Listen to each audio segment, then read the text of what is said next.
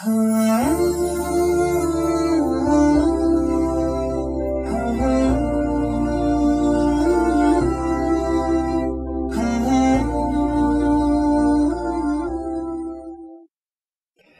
alhamdulillah, wassalatu wassalamu ala rasulillah. Сөзімді чексіз мейірімді жана ченемсіз ырайымды болгон Аллах Тааланын сөзү менен баштап, бүгүн сиздер менен сөз кыла турган нерсе исламдагы 5 фарздын бири болгон ажылык жөнүндө сөз кылмакчыбыз. Себеби дегенде мына азыркы учурда биздин Кыргызстан боюнча бардык ажыга барууну максат кылган ар бир жараныбыз ажылыкка баруу төлөмдөрүн төгүп, ажылыкка даярдыкты көрүп баштагандыктан ажылык жөнүндө сүйлөгөндө туура көрүп турабыз. Себеби дегенде исламдагы 5 фарздын бирөөсү болгон бул ажылык. Исламда ибадаттарды Аллах Таала 5 фарз дегенибизде Аллахка ыйман келтиргенден кийин эле 5 убакыт намазыбыз, андан бир жылдык бир айда бир жолу келүүчү орозобуз, андан кийин зекет, андан кийин ажылык. Ал эми ушул ибадаттарды эгер карай турган болсок, ибадаттар же дене менен аткарыла турган ибадаттар, намаз же орозо сыяктуу, же мал менен аткарыла турган, акча менен аткарыла турган ибадаттар, садака, зекет сыяктуу. Ал эми акырында Аллах Таала ажылыкты фарз кылганда, ажылыктын бир өзгөчөлүгү бул ажылык эки нерсе бириктирилген ибадат, балким дене менен акча экөө шарт кылынган бириктирилген ибадат болуп эсептелет. Ошон үчүн дагы Аллах Таала Кур'ан-ы Каримде Аузу биллахи минаш шайтанир ражим валиллахи алан-наси хиджул бейти ман истата'a илейхи сабила деген. Аллах Таала албетте адамдарга ажылыкты фарз кылды, кимге бирок барып келгенге кудурети каражаты жеткен адамдарга деп Аллах Таала шарт кылган. Ошон үчүн ажылык өзгөчө бир ибадат. Ажылыкты Аллах Таала ажыга баруучулар жөнүндө өзүнчө бир пайгамбарыбыз саллаллаху алейхи вассаламдан келген берекелүү хадистерге токтоло турган болсок, ажылар бул жөнөкөй эле бир адамдар эмес. Ажылар же жөнөкөй эле бир саякатчылар эмес. Ажылар жөнөй эле бир азыркы ааламды кезип жүргөн туристтер эмес. Балким ажылар бул Аллах Тааланын атайын чакырылган коноктору деп айтсак болот. Мына ошон үчүн дагы пайгамбарыбыз саллаллаху алейхи вассалам хадисте мындай деп айтат: Ан Жабир радияллаху анху кала Расулуллах саллаллаху алейхи вассалам: Ал-худжажу вал-уммару вафтуллах да'ахум фа'ажабу фасаалуху фа'атахум деген. Пайгамбар саллаллаху алейхи вассалам хадисте ушундай деп айтат: Ажыга баргандар, ажылар менен умрага барган умрачыларды бул Аллахтын атайын чакырылган делегаттары деп айтат.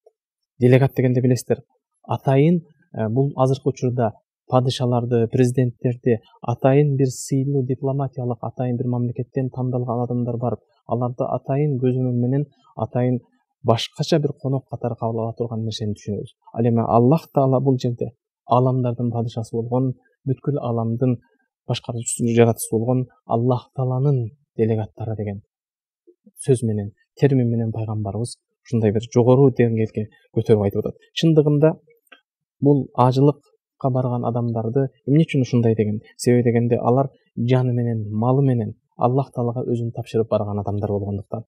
Мына ошондуктан дагы сиз менен биз ажылыкка барган адам, ар бир ниет кылган адам биринчи ниет кылгандан кийин эле барып микатта турганда лаббайк Аллахумма лаббайк деген сөз менен баштайбыз. Биринчи эле баштаган сөзүбүз лаббайк деп баштайбыз. Аллахым, мен сенин чакырыгыңа жооп кылып келатам деп баштайбыз.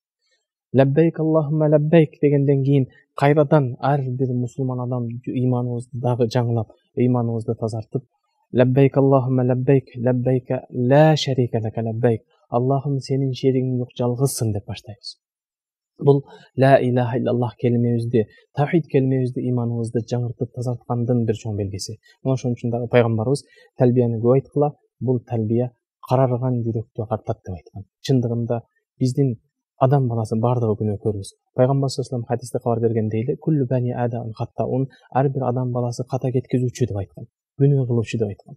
Ал эми пайгамбар саллаллаху алейхи вассалам дагы бир хадисте ошол бир адам биринчи бир күнөө кылган кезде нукитат сауда деген, анын жүрөгүндө кара бир дак пайда болот. Ал улам күнөө кылган сайын ал кара дак улам жүрөктү каптап, темир дат баскан сыяктуу жүрөктү кара дак басып калат деп айткан. Мына ошон үчүн Аллахты пайгамбар саллаллаху алейхи вассалам жүрөктү агарта турган, тазарта турган нерсе деп кушкабар берди.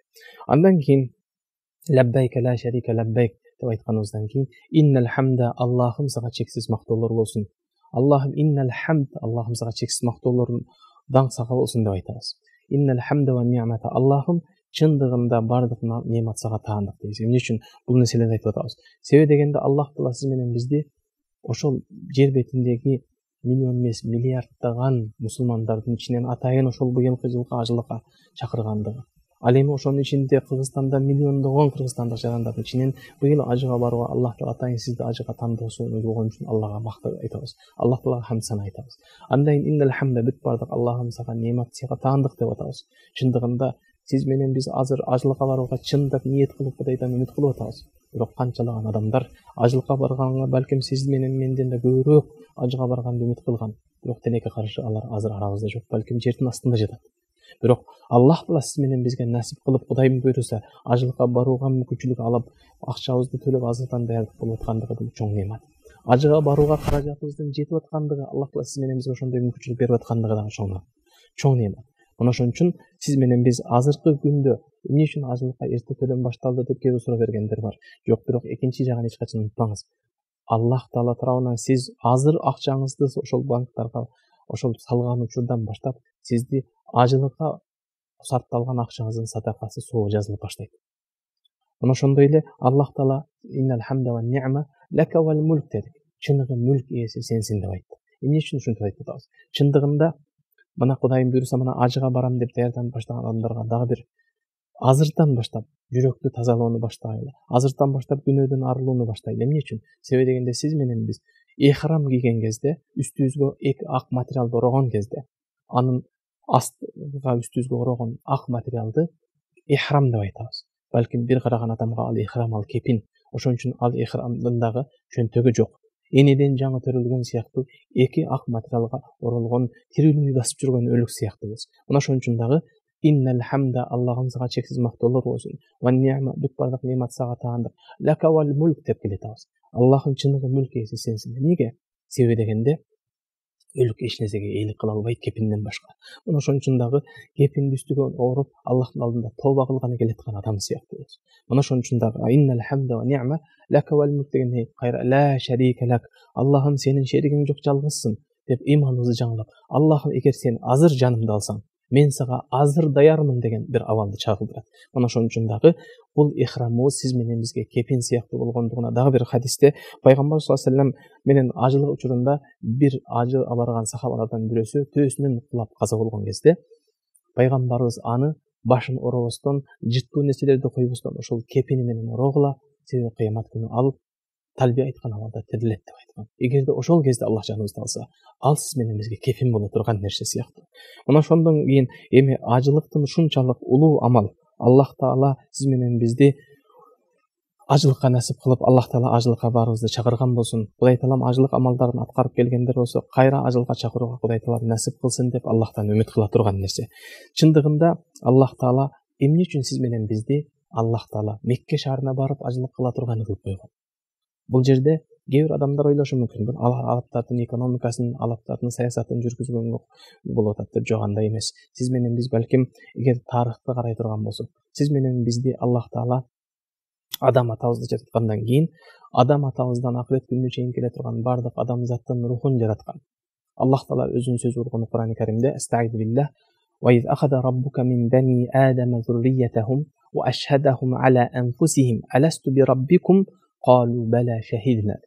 Аллах Таала сиз менен бизди адам атабызды жараткандан кийин сиз менен биздин ар бирибиздин рухубузду, адамзаттын, жалпы адамзаттын, адам атадан баштап акырет күнүнө чейин келе турган жалпы адамзаттын рухун жараткандан кийин келишим алган Аллах Таала. Ошол келишимде Аллах Таала эмне дейт?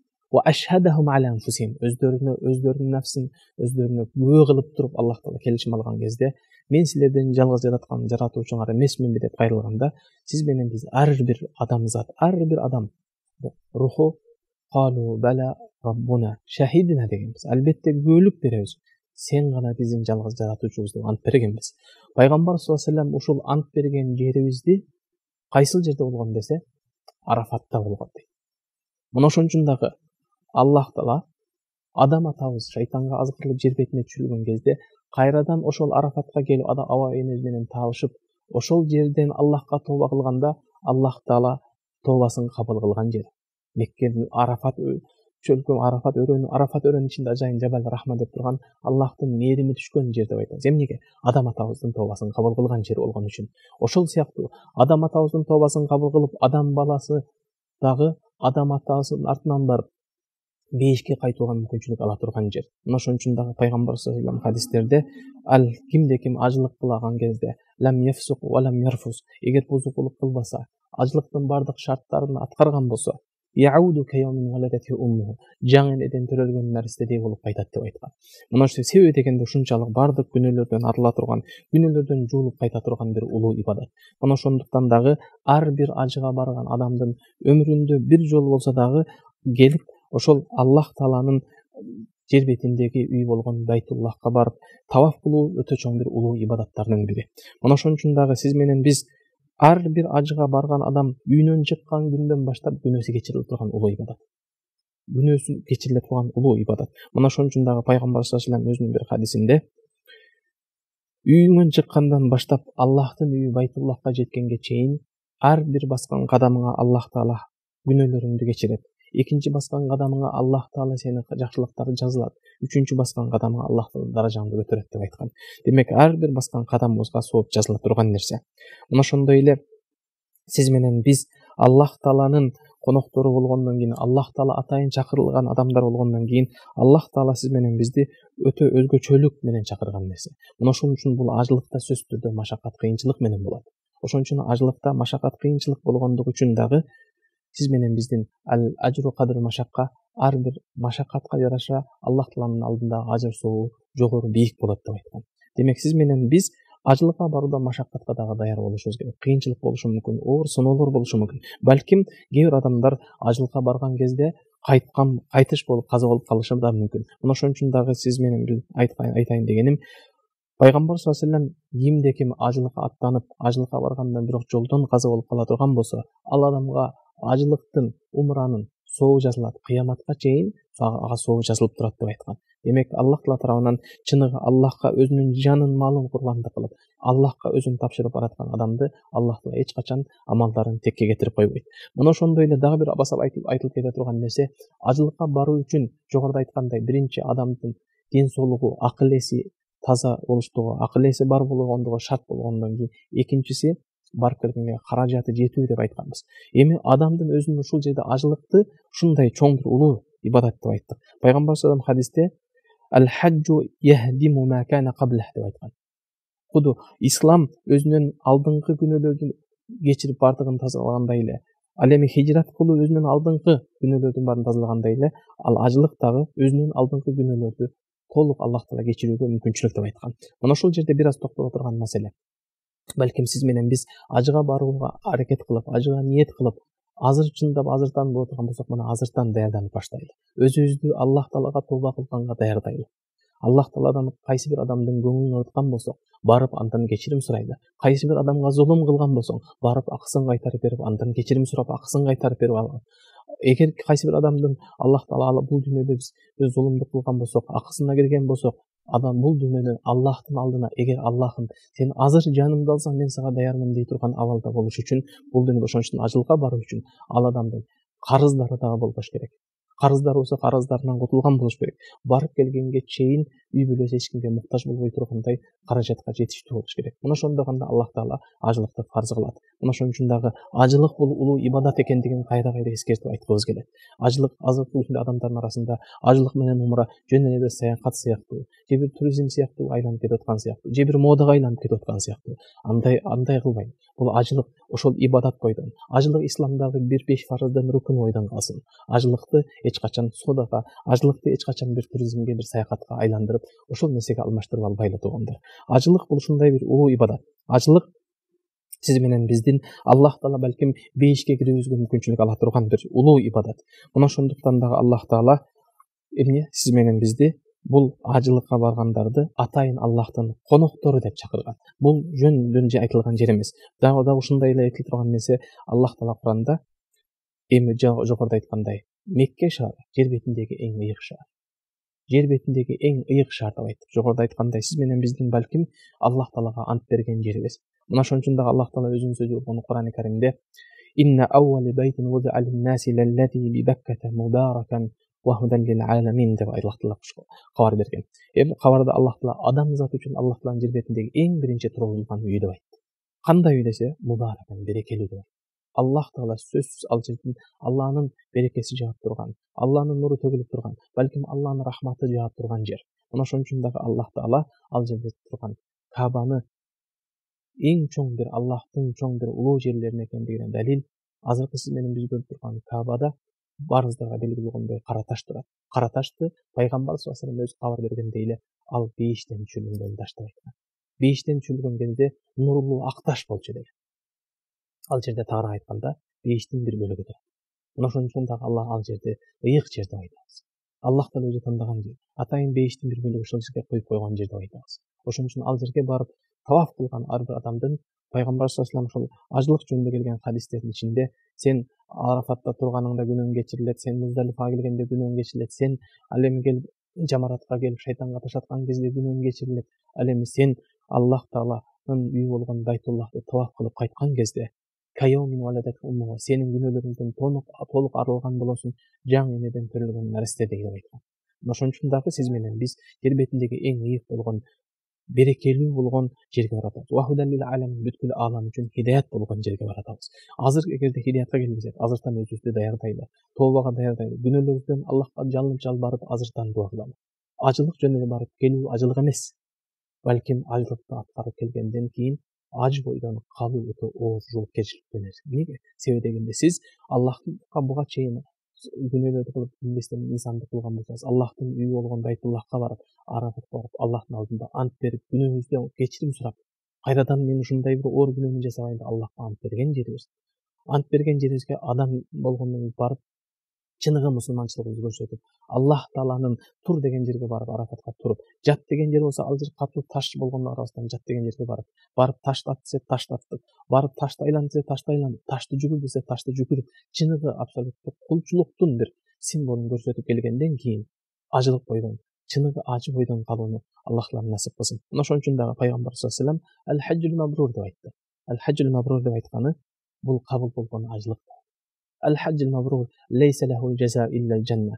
Бул кабыл болгон ажылыктын жараткан Кудай Тааланын бериле турган белек, бул бейиште ода кылынган улуу амал. Мына ошон үчүн дагы сиз менен биз ар бир ажыга барган адам Аллахтын ошондой улуу ода кылынган соопторго, балким ода кылынган бейишке татыктуу ибадат кылып, чыныгы ажы болуп келүүнү Кудай Таалам баарыбызга насип кылган болсун. Мына ошон үчүн дагы ал жерге барганда экинчи дагы бир айтып кете турган нерсе, чындыгында Аллах Тааланын ушундай бир ыйык жери болгондуктан Аллах Таала деп айткан. Чындыгында Аллах Таала атайын шиар кылып, белги кылып койгон ибадаттарга тандап алган, белги кылган жерлерди кимде ким таазим кылса, улуктаса, кадыр барктаса, мына ушул чыныгы таква жүрөктөрдөн деп айткан. Мына ошон үчүн ал жерге барганда чындыгында Сафа Марва жөнүндө, Муздалифа жөнүндө чыныгы айтор Аллах Таала атайын харам деп тандаган, тыюу салган ыйык жер бетиндеги, балким акыр заман келгенде дажал чыкканда дажал кирүүгө тыюу салынган ыйык Мекке шаарыбыздын барган кезде ал жердин дагы кадыр баркын, ал жердин Аллахтын алдында канчалык ыйык экендигин эч качан эсибизден чыгарбайлы. Андан кийин пайгамбарыбыз саллаллаху алейхи вассаламдын экинчи харам шаарыбыз, пайгамбарыбыздын денеси жаткан эң жер бетиндеги экинчи харамыбыз болгон Медина шаарына барган зыярат кылуу, пайгамбар саллаллаху алейхи вассаламдын кабырын зыярат кылуу, балким пайгамбарыбыздын мечитин зыярат кылуу деген улуу зыяраттардын баардыгын Кудай Таалам сиз менен бизге толук жазган болсун. Мына ошон үчүн дагы сиз менен биз ал жерге барганда Аллахтын алдындагы өзүбүз тирүүлөй кепинибизди ороп турган, Аллахтын алдында чыныгы тооба кылганы барган адамдар сыяктуу, балким улутубузга, өңүбүзгө, түсүбүзгө карабастан Аллах Таала сиз менен бизди жалгыз гана таквалык менен гана айырмалап тура турган нерсе экендигин эстен чыгарбашыбыз керек. Ошондуктан дагы Аллах Таала бир аятта эмне дейт? Аллах Таала силер менен силерди улут уруу кылып жаратып койдук. Эмне үчүн десе, балким ал жерге барып чыныгы улут кылып уруунун арасында достоштугуңар үчүн, бири-бириңерди жакындан тааныштыгыңар үчүн, чыныгы Аллахтын алдындагы кадыр бактыңар, чыныгы Аллахтын алдындагы сыйлооңар, балким Аллахтын алдындагы адамды, Аллахтын алдындагы тараза таквалык деп Аллах Таала баса белгилейт. Мына ошон үчүн дагы Аллахтын алдындагы эң сыйлооңар, балким силердин Кудайдан коркконуңар. такваларыңар деп айткан. Мына ошондуктан дагы сиз менен бизди Кудай Таалам таквалардын катарында кошкон болсун. Аллах Таалам баарыбыздын ажылыгыбызды кабыл кылып, Кудай Таалам ажылыгыбызды кабыл болгон ажылардан кылсын. Ассаламу алейкум рахматуллахи ва баракатух.